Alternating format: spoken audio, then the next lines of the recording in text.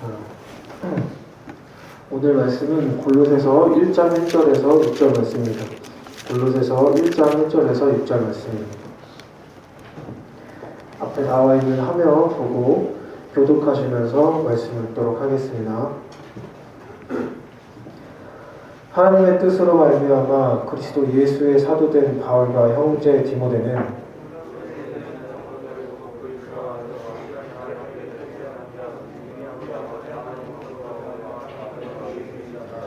우리가 너희를 위하여 기도할 때마다 하나님 곧 우리 주 예수 그리스도의 아버지께 감사하노라.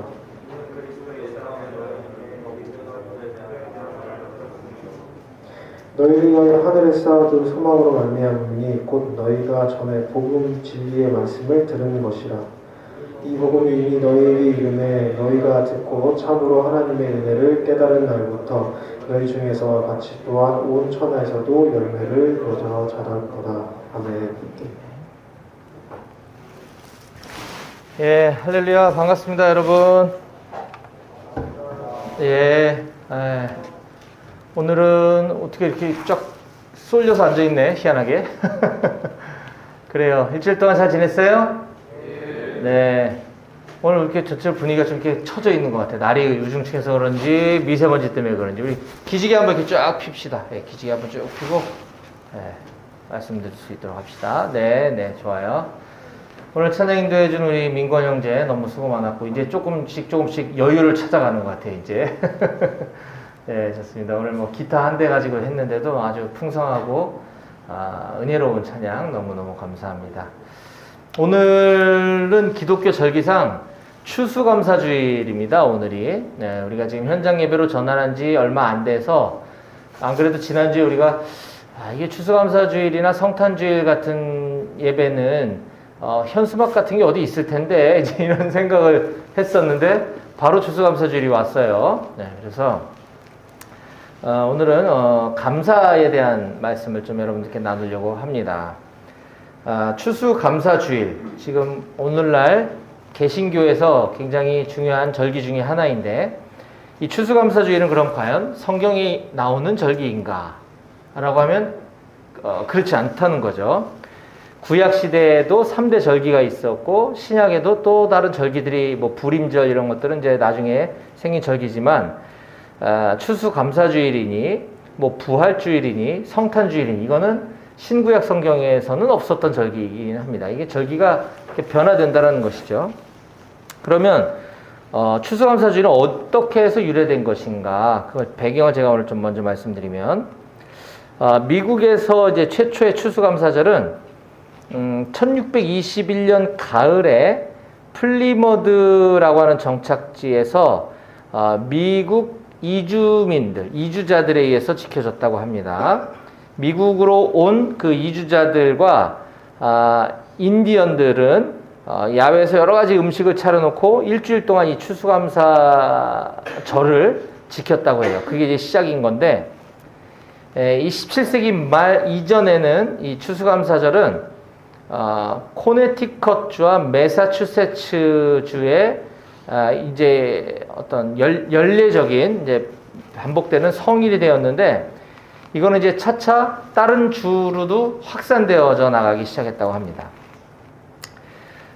처음에 이 추수감사절은 기독교나 이런 어떤 종교적인 절기와는 상관없이 그냥 추수에 대한 감사를 하는 어떤 그냥 명절 같은 거였는데, 이제 차차 종교적인 색채를 이제 지니게 되었다는 것이죠.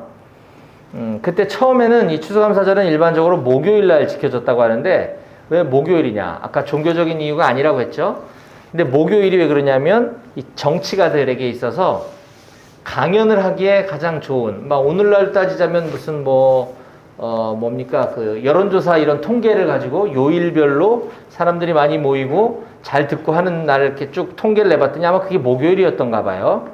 그래서 정치가들로부터 가장 강연하기 좋은 요일인 목요일을 택해서 추수감사절을 지키기 시작했다고 합니다.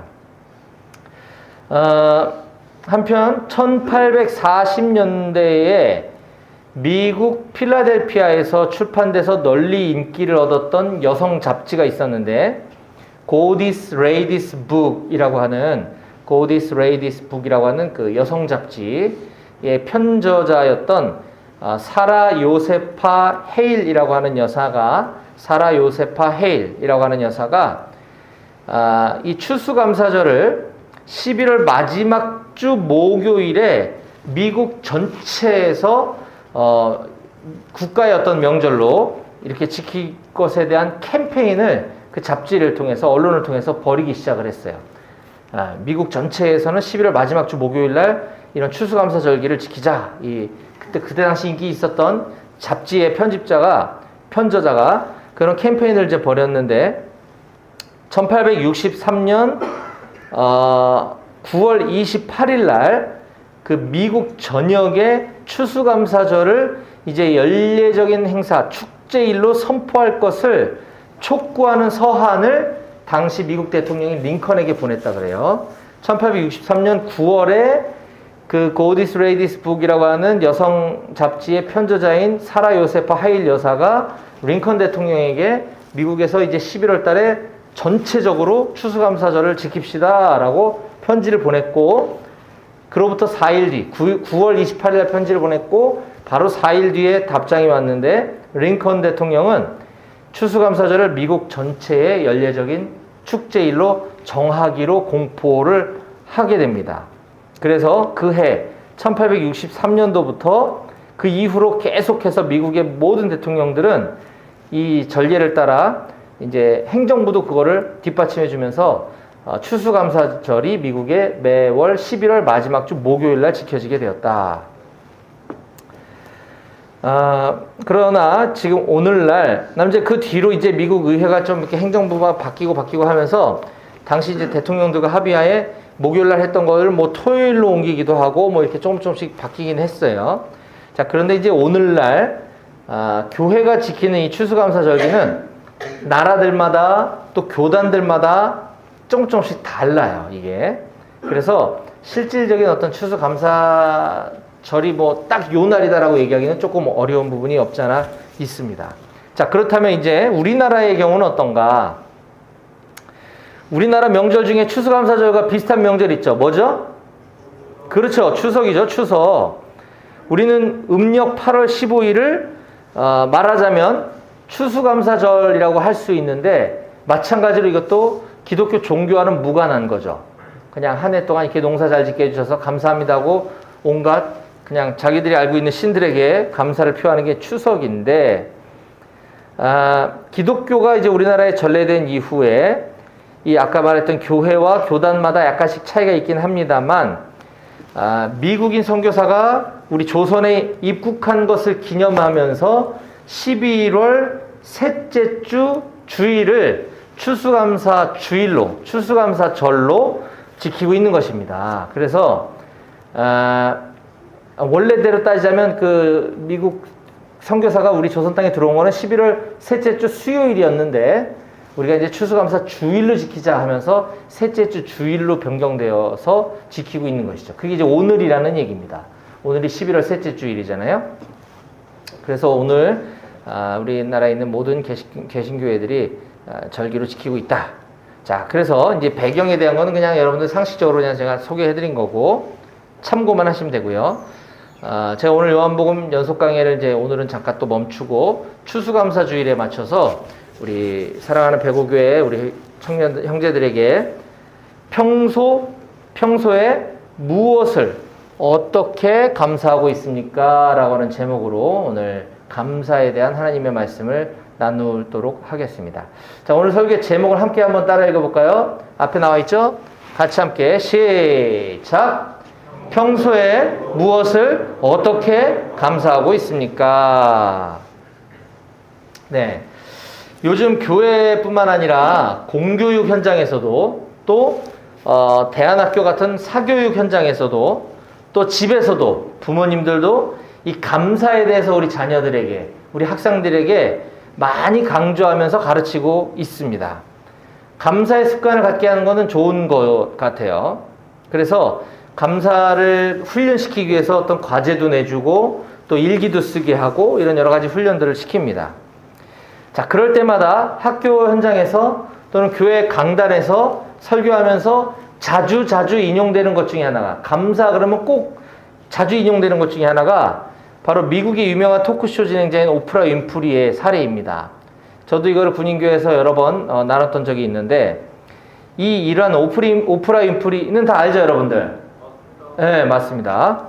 이 오프라 윈프리가 토크쇼 진행자인데 그녀가 감사를 주제로 일기를 썼다라는 이제 이거를 가지고 우리가 기독교에 잘 이렇게 하는 건데 이 기독교 서적 중에 신앙 서적 중에도 감사, 뭐 평생 감사니 뭐 이런 감사를 주제로 한 책들이 여럿 있어요. 거기에도 꼭 단골 메뉴로 등장하는 예화가 이 오프라 윈프리의 사례입니다.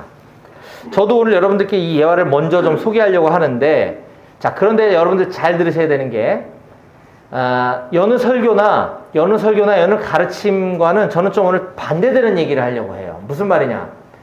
여느 설교에서는 오프라 윈프리 이 사례를 이야기하면서 자, 이렇게 감사를 습관을 했기 때문에 이렇게 잘 됐다. 이 얘기를 하는데 저는 그 반대되는 얘기를 오늘 좀 하려고 하니까 끝까지 잘 주의 깊게 들으셔야 합니다. 자, 오프라 윈프리 전 세계 132개국 1억 4천만 명이 시청하는 굉장히 유명한 토크쇼라고 그래요. 그것도 자기 이름을 걸고 하는 토크쇼잖아요. 그죠? 이 그녀가 출생 배경을 살펴보면 아주 지독하게 가난한 가정에, 그것도 미혼모에게서 태어났어요. 미혼모가 뭔지 알잖아요. 그죠? 그래서 나자마자 할머니 손에서 자랐고, 안타깝게도 그녀는 9살 때, 9살이면 애기인데 9살 때 삼촌에게 성폭행을 당합니다. 그리고 14살에 그녀 또한 자기 엄마처럼 미혼모가 돼요. 14살에. 중학생밖에 안 되는 나이에. 얼마나 기구한 운명이며 얼마나 안타깝습니까? 그런데 14살에 낳은 그녀의 아이가 또 낳자마자 2주 만에 죽어요. 그러면 그 어린 14살짜리 소녀인데, 소녀가 엄마가 돼가지고 애를 낳았는데 애가 죽었어. 얼마나 충격받았겠습니까? 그 나이에 가출을 해서 마약 중독에 빠지고 그렇게 하루하루를 살아갔습니다. 14살의 어린 소녀가 미혼모가 되고 그 낳은 아이가 죽고, 그러니까 충격받고 낙심해서 마약 중독자로 살아가게 돼요. 그러던 어느 날 자기를 버렸던 친아빠가 나타나서 이제 다시 만나게 되는데, 그 친아빠가 크리스찬이 된 거예요. 여러분들과 같은 기독교인이 돼서 오프라 윈프리를 찾아온 거죠. 그래서 그렇게 마약 중독자로 하루하루를 살아가던 그녀가 이제 서서히 기독교 신앙을 갖게 됩니다. 그때부터 이 오프라 윈프리는 날마다 감사 일기를 쓰는 습관을 가지게 되었는데, 그녀는 하루하루를 마무리하면서 그날 있었던 일에 대해서 감사의 제목들을 매일매일 5가지를 기록하는 습관을 가졌다고 해요. 자, 그러니까 어떤 거를 썼겠습니까? 주로 이런 거였죠. 그냥 아주 소소한 일상의 감사들. 예를 들면 오늘도 피곤했는데 아침에 걷더니 일어날 수 있게 해주셔서 감사합니다. 요즘 계속 미세먼지만 있다가 이렇게 오늘 맑은 하늘을 보게 해주셔서 감사합니다. 예를 드는 거예요, 제가. 오늘 점심때 맛있는 스파게티를 먹게 해주셔서 감사합니다. 오늘 저를 괴롭히고 못살게 구는 동료가 있었는데 오늘 제가 화 안 내고 잘 참을 수 있게 해주셔서 감사합니다. 네. 오늘 읽었던 책의 내용이 참 유익했는데 이런 좋은 책을 써준 작가에게 참 감사합니다. 이런 거죠. 이런 거를 하루에 한 5개씩 매일매일 적었다는 거예요. 자, 여기까지가 이제 팩트고, 요걸 인용하면서 이제 많은 설교자들이 또 많은 선생님들이 이렇게 얘기하는 거죠. 바로 이러한 오프라 윈프리의 감사 습관이 그녀의 삶을 변화시켰고, 그녀는 유명한 토크쇼 진행자가 되었을 뿐만 아니라 기업가로서도 맹활약을 해서 그가 어마어마한 갑부가 되었다. 그녀의 재산이 이 책이 쓰여진 지가 꽤 됐는데 그때 당시 10억 달러가 넘었다 그래요. 그럼 지금 더 많아졌을 것 같아요. 정확히 모르겠지만 꽤 오래전에 쓰여진 책에 보면 그녀의 재산이 10억 달러가 넘는 큰 부자가 되었다. 그래서 여러분들도 감사하는 습관을 가지십시오. 감사일기를 쓰십시오. 라는 게 가르침의 요지인 거죠. 저도 그 얘기를 듣고 처음에 굉장히 은혜를 받았습니다. 그럼 제가 어떻게 했을까요? 나도 해야지. 그래서 그날부터 저도 이제 그 책의 내용을 읽고 또 그런 가르침을 받은 다음에 매일매일 요즘에 일기장 이렇게 뭐 쓰는 사람도 있지만 예, 너무 더우면 꺼도 되고 뭐 줄여도 됩니다. 위로 올려도 되고요. 요즘 이제 SNS 시대니까 페이스북이나 카카오 스토리에 저도 그날 있었던 감사의 내용들을 이렇게 적었어요. 어떤 날은 뭐 7, 8개가 되기도 하고 어떨 때는 뭐 쥐어짜가지고 뭐 한두 개 적는 날도 있었는데 저도 나름 성실하게 꾸준히 하려고 애를 썼어요. 그랬더니 많은 분들이, 많은 팔로워들이 보고 이제 호응을 해줍니다. 댓글로 이렇게 달아주는 거죠. 그래서 이거 되게 좋은 습관인 것 같은데 나도 이걸 해야 되겠어요. 이러면서 저도 도전받았어요. 뭐 이런 분들이 많아졌고 이런 감사일기 쓰는 것들이 좀 이렇게 퍼져나가는 거를 좀 보게 되었어요. 결국 아까 얘기했던 공교육기관이나 대안학교 같은 사교육기관에서도 결국 이런 걸 훈련시키는 거잖아요. 아이들에게 매일매일 감사하는 거 일기 쓰도록.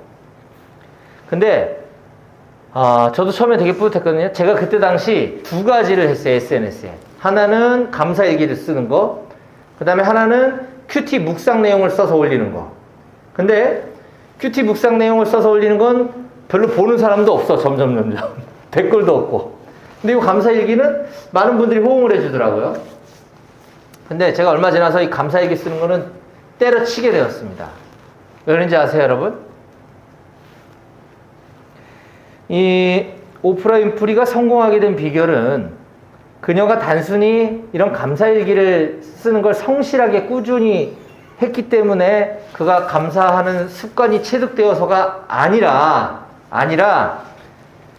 그녀를 버리고 떠났던 친부가 나중에 크리스찬이 돼서 찾아와서 기독교 신앙, 복음을 받아들였다는 거잖아요. 예수 그리스도를 받아들인 오프라 윈프리의 삶이 그녀의 인생을 바꾼 것이지 그날 소소한 일상에 대한 감사일기를 썼다고 그게 된 거는 아니라는 거죠. 예, 그걸 제가 깨닫게 된 거예요. 하나님께서 깨닫게 해주셨다는 겁니다. 예, 무슨 일 있나 봐요?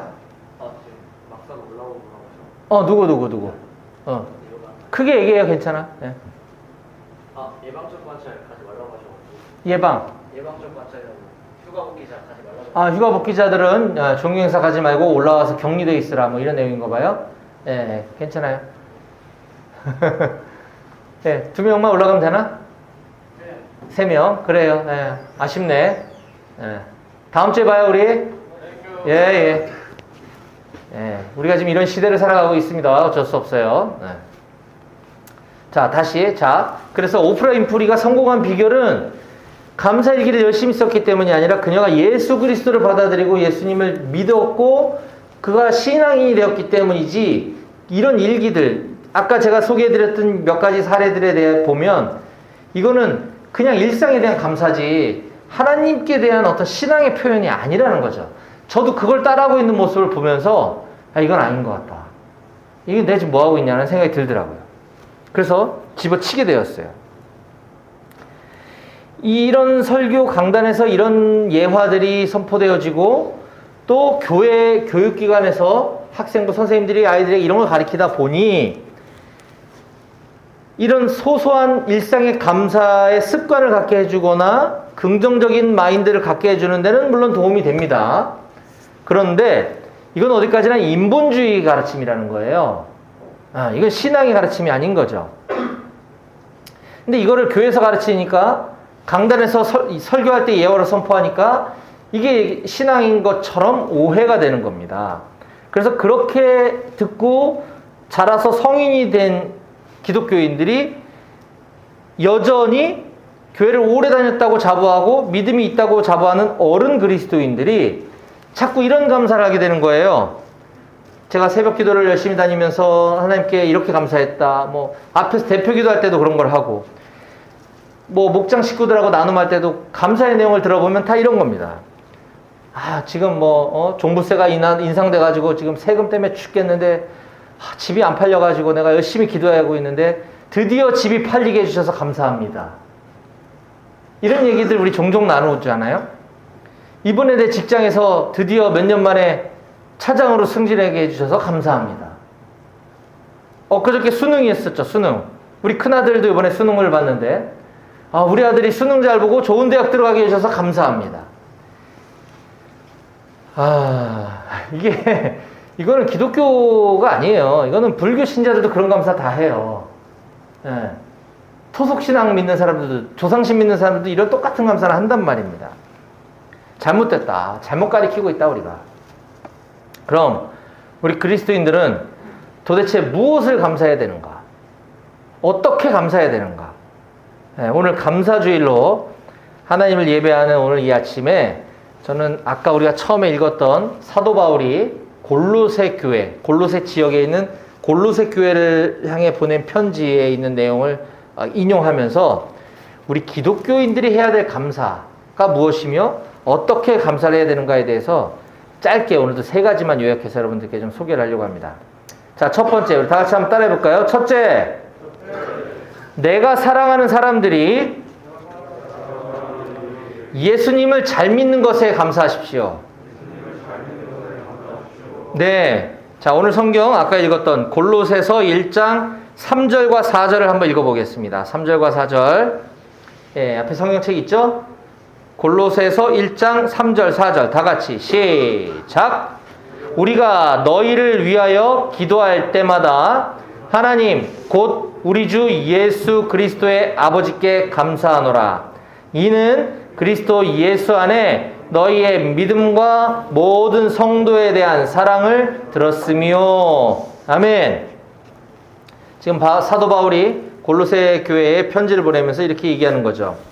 우리가, 이건 지금 사도 바울과 그의 동역자들입니다. 우리가 너희를 위하여 기도할 때마다, 골로새 교회 성도님들을 향해서 우리가 기도할 때마다 하나님 곧 우리 주 예수 그리스도의 아버지께 우리는 감사하는데 뭘 감사하느냐? 이는 그리스도 예수 안에 있는 너희 골로새 성도님들의 믿음과 그 성도님들에 대한 사랑을 우리가 들었기 때문에 하나님께 감사드린다.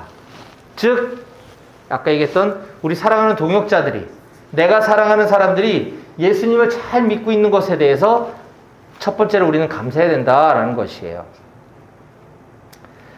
먼저는 정말 죄인 중에 괴수였던 내가 예수님을 믿게 된 것에 대해서 우선 감사해야 되겠죠. 그렇죠? 내가 예수님 안 믿고 살았으면 난 영원한 지옥 갔을 텐데 하나님 나를 구원해 주시고 나에게 이런 믿음을 주신 거에 대해서 뭐 이거는 평생 동안 수천 번, 수만 번 감사해도 이거는 뭐 끝이 없는 겁니다. 내가 예수님을 믿게 된 것에 대해서 감사하시고 그리고 나서는 내 가족, 내 사랑하는 친구들, 내 전우, 내 주변 사람들이 예수님 잘 믿고 있는 것에 대해서 감사해야 된다는 것입니다. 이게 우리가 배워야 될 첫 번째고요. 두 번째는 다 같이 따라해 봅시다. 하나님의 기업을 얻은 것에 대해 감사하십시오. 네, 12절 말씀 한번 읽어보겠습니다. 자, 여러분들만 큰 소리로 12절 다 같이 시작.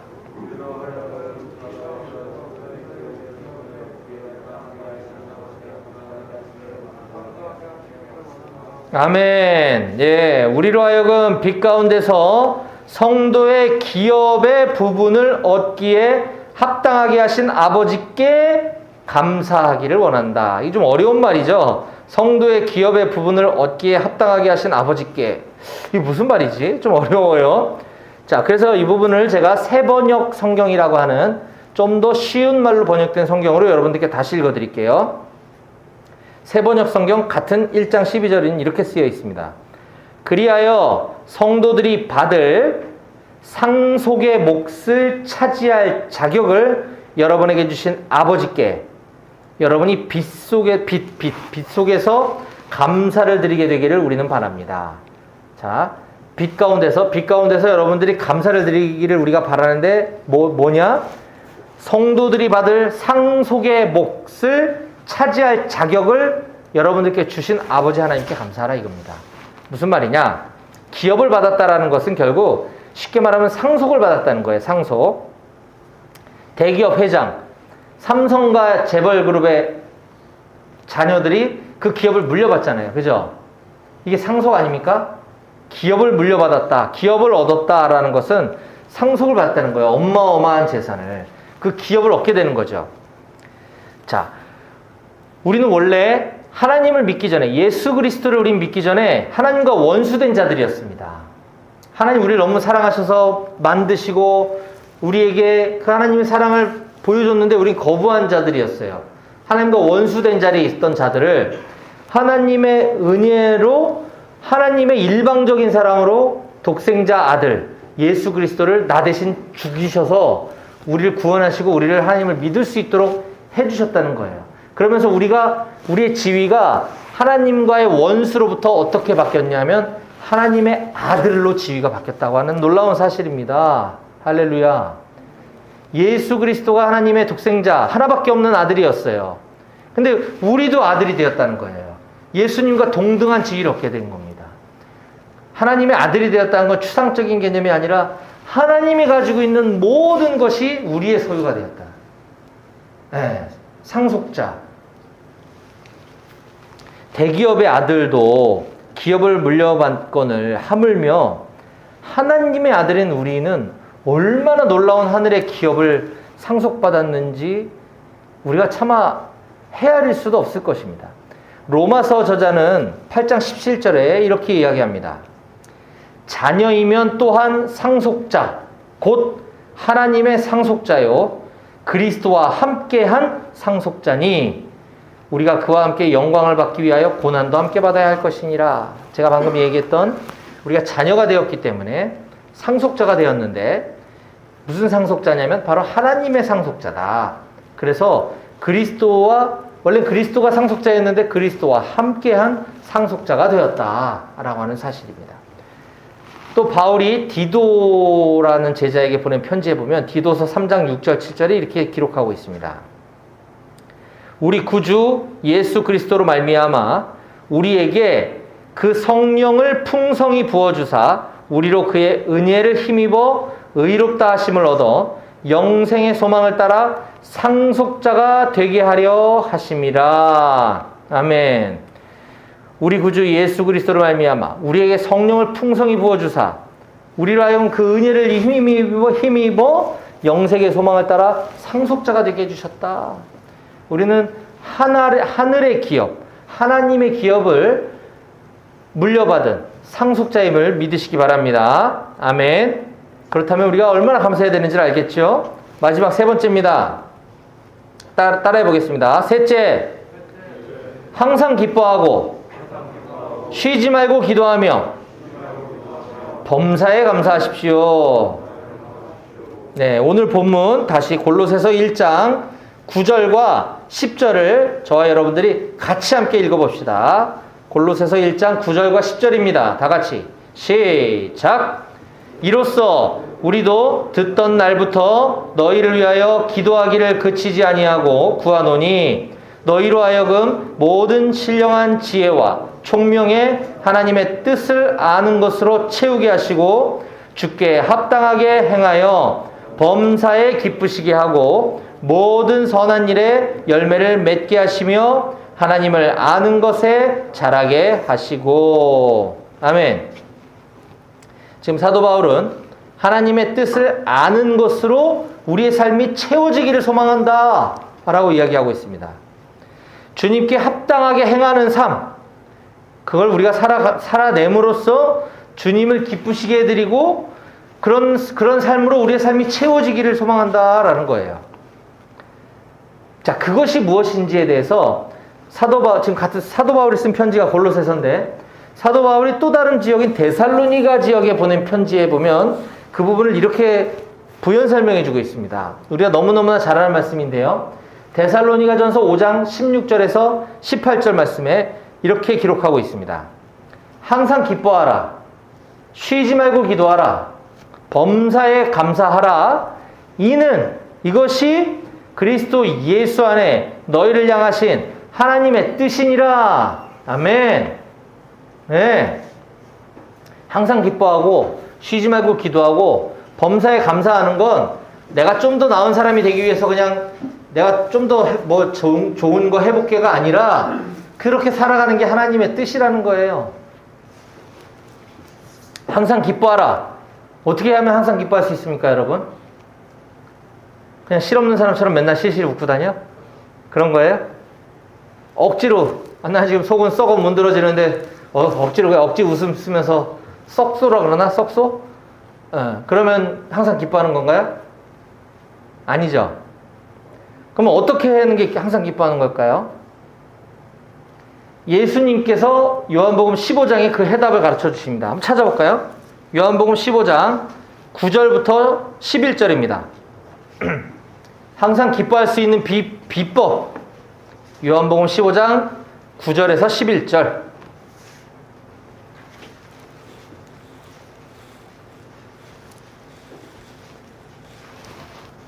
우린 지금 요한복음 강해설교 요한복음 19장까지 지금 진도를 나가고 있어요. 요한복음 15장 우리 이미 들었던 설교예요.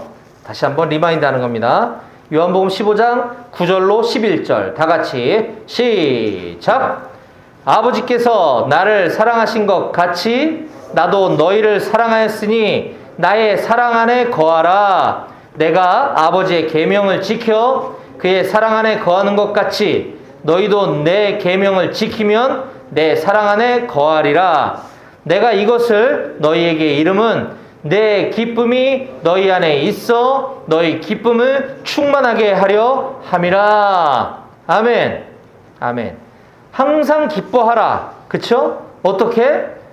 내 기쁨, 예수님의 기쁨이 너희 안에 있어 너희 기쁨을 충만하게 하는 것. 항상 기뻐하는 거죠. 어떻게 하면? 너희도 내 계명을 지키면 내 사랑 안에 거한다는 거죠. 그죠?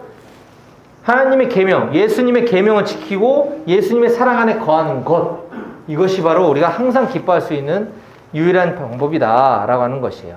날마다 성경 말씀을 읽고 묵상하면서 예수님을 생각하고 하나님을 생각하면서 그 사랑 안에 머물러 있는 것. 늘.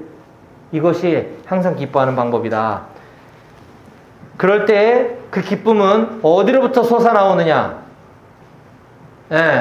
오늘도 예배 드릴 수 있어서가 아니라 오늘도 맛있는 햄버거를 먹을 수 있어서가 아니라 우리의 구원의 확신이 되시는 예수님 때문에 기뻐할 수 있게 되고 예수님 때문에 우리에게 영원한 생명, 영원한 소망이 주어졌다라는 사실을 느낄 수밖에 없는 거죠. 예수님 사랑 안에, 말씀 안에 거하게 됐을 때. 그래서 우리는 항상 기뻐할 수 있는 방법은 바로 예수 그리스도의 사랑 안에 거하는 것, 예수님의 계명을 지키는 것이다 라는 거 기억하시고요. 두 번째, 쉬지 말고 기도하라 그랬습니다. 쉬지 말고 기도하라. 이건 어떻게 하라는 것이 도대체? 하루 종일 아무것도 안 하고 기도만 해? 그럴 수 없잖아요. 불가능하잖아요. 그죠? 쉬지 말고 기도하라. 이건 아무것도 하지 말고 그냥 무릎 꿇고 앉아서 눈 감고 하루 종일 기도만 하라는 뜻이 아닙니다. 그건 불가능하죠. 더더군다나 사도 바울 선생님은 이런 종교의식에 빠져있는 사람들을 무척 싫어했어요. 개인적으로 싫어했다는 게 아니라 그거는 성경의 가르침이 아니다라고 얘기했던 사람 중에 하나예요. 그런 사도 바울이 다른 거 하지 말고 기도만 하라고 말했을 리가 없죠. 그러면 쉬지 말고 기도하라는 건 뭐냐? 나의 일상생활 가운데 날마다 주님께서 나와 함께하고 계신다 라고 하는 거를 늘 인식하고 살아가라는 거예요. 인식하고. 하나님은 영이시잖아요. 성령 안에 우리 안에 다 계시잖아요. 항상 나와 함께하고 계시는 거를 우리는 때때로가 아니라 수시로 잊어버리고 살 때가 많죠. 그러니까 자꾸 욕 나오는 거 아니겠어요? 그러니까 자꾸 짜증나고 승질나고 욕하고 아니 성령님이 나와 함께 계시는 걸 내가 알면 아니 대대장님이 내 옆에만 계셔도 내가 막 욕하고 할 수 있어요? 못하잖아. 내가 막 승질내고 근데 성령님이 하나님이 나와 함께 계시는데 어떻게 그러냐는 거지. 자꾸 우리는 까먹기 때문에 그러는 거예요. 그걸 잊어먹지 말고 날마다 매 순간마다 나와 늘 함께하고 계시는 전능하신 하나님이 나와 함께하고 계신다라는 사실을 늘 인식하고 살아갈 때 우리는 쉬지 않고 기도할 수밖에 없는 거죠. 그럴 때 내 앞에 닥쳐진 문제들도 하나님께 아뢰 수 있는 거잖아요. 눈 뜨고 감고는 중요한 거 아니에요. 하나님 지금 이러이러한 어려움이 생겼는데 어떻게 해야 되나요? 하나님 저에게 지금 주어진 업무가 있는데 이거 제가 도저히 어떻게 해야 될지 모르겠는데 좀 도와주세요. 할 수 있는 거죠. 아 오늘도 설마 하고 내려왔는데 아이고 오늘도 햄버거가 있네요. 아이고 하나님 감사합니다. 이거는 햄버거에게 감사하는 게 아니라 이런 예기치 못했던 거에 대한 감사도 소소하게 하나님께 아뢰는 거죠. 어쨌든 수시로 나와 늘 함께하고 계시는 하나님을 늘 의식하면서 살아갈 때 이게 일상의 자연스러운 기도가 된다. 물론 그거 했다 그래서 그냥 퉁치고 제대로 된 경건생활, 기도생활 하지 말라는 건 절대 아니에요.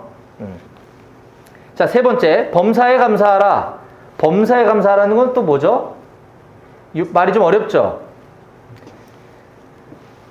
자, 범사에 감사하라니까 범사, 모든 일에, 그러니까 아까 오프라 윈프리처럼 그냥 일상의 소소한 것들 다 감사하면 그게 범사에 감사하는 거 아니야? 뭐 그럴 수도 있어요. 근데 이 말의 뜻은, 원래 뜻은 그게 아니에요. 이게 데살로니가전서 5장 18절 말씀이라 그랬죠? 제가 아까 항상 기뻐하라, 쉬지 말고 기도하라, 범사에 감사하라 했을 때 이 범사에 감사하라는 말은 영어 성경 NIV에 보면 이 영어 성경이 헬라어를 가장 비슷하게 잘 번역해 놨기 때문에 제가 영어 성경을 얘기하는 건데 NIV에 보면 이 부분을 이렇게 번역하고 있어요. Give thanks in all circumstances. Give thanks. 감사를 드려라. In all circumstances. 즉, in all 모든 환경과 상황 안에서 감사를 드리라는 거죠. 그쵸? 범사에 감사하라. 그러니까 뭐 이것도 감사, 마이크도 감사, 핸드폰도 감사. 뭐 이런 개념이 아니고 in all circumstances. 모든 상황과 환경 안에서 감사를 드리라는 뜻은 내가 지금 나한테 좋은 일만 있을 때 감사하는 게 아니라 내가 어떤 고난과 역경과 힘듦에 처했을 때도 하나님께 감사하라는 거예요. 그게 쉽지 않죠. 그래서 우리는 늘 하나님과 함께하는 것이 중요해요.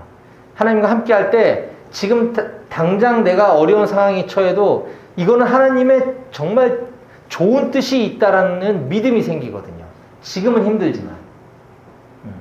작년에 우리 큰아들이 우울증이 와가지고 정말 고2 때 아무것도 안 하고 놀 때 너무너무 답답하고 힘들었지만 하나님의 뜻이 있을 거야.